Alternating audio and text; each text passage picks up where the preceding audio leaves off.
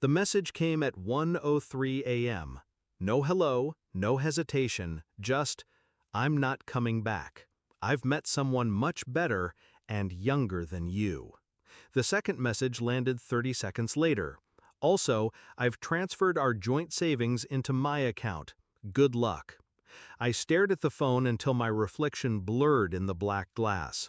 Then I typed, "Sure, enjoy your new life." She took it as surrender. It wasn't. Before the fall. I met Claire 12 years ago in a cramped cafe, both of us sheltering from the rain. She was quick-witted, full of the kind of charm that makes you feel chosen. Back then, we shared cheap wine and bigger dreams, pooling every dollar for a future we swore we'd build together. We'd gone from an apartment with a leaky ceiling to a house with 3 bathrooms, vacations abroad, the secure life we once envied in others. I thought we were still building. I didn't know she was already moving out, piece by piece, in her head. The first crack. The signs were small, too small for someone still in love to question. Her girls' nights stretched into overnight stays. Her phone, once left face up on the counter, began living face down in her purse. She laughed at texts she didn't show me. But the real warning? The sudden interest in our finances.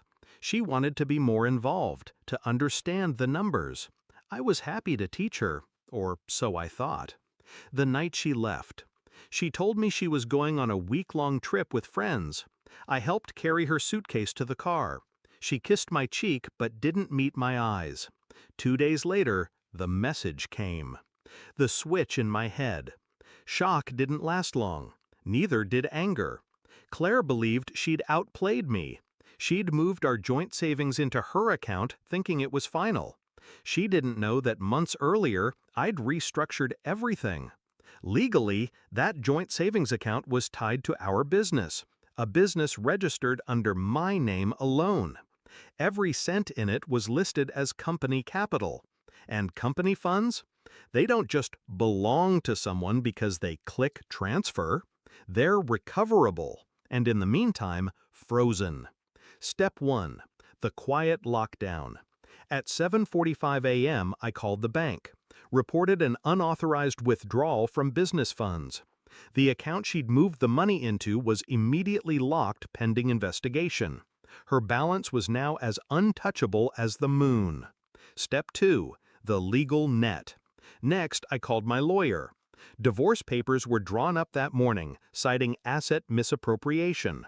In our state, that meant I could file for an emergency injunction, preventing her from selling, moving, or spending anything we owned together.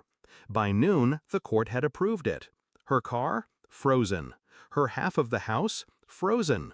The emergency fund she thought I didn't know about? Frozen. Step 3. The public curtain drop. Claire liked appearances. She'd built her social media presence like a stage set.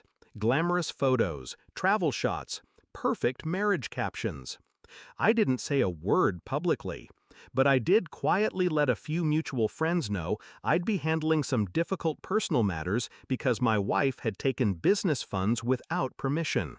I didn't embellish, I didn't have to. People connect the dots faster than you think. The morning after.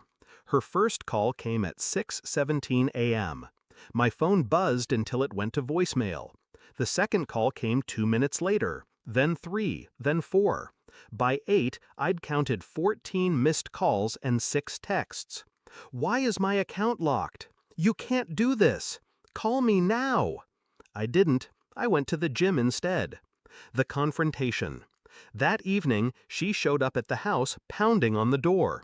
I opened it just enough to see her. She was still in travel clothes, makeup smudged, hair wild. "What the hell did you do?" I kept my voice calm. I secured what was mine, and what was never yours to take. "It was our money," she spat.